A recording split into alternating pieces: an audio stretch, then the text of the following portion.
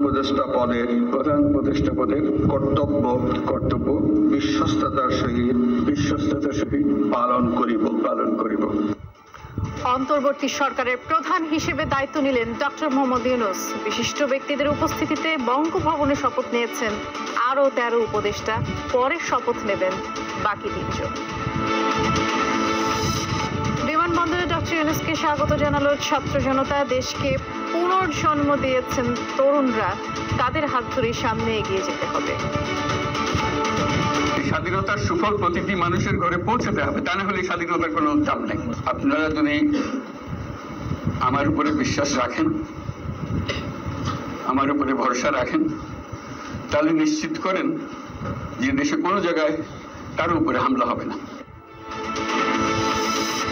অন্তর্বর্তী সরকারের সাফল্য নিয়ে আশাবাদী বিএনপি। বললেন, গণতন্ত্র পুনরুদ্ধার ও অর্থনীতি দ্রুত সচল করাই প্রধান কাজ।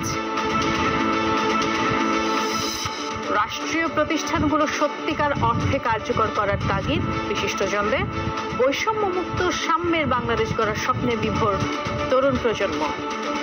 ওনার দ্বারা যেন আমরা প্রত্যেকটা সেক্টরে দুর্নীতিমুক্ত করতে পারি। বাঙালি জাতিকে আমরা নতুন একটি রাষ্ট্র উপহার দেব, আর সেই উপহার রূপকার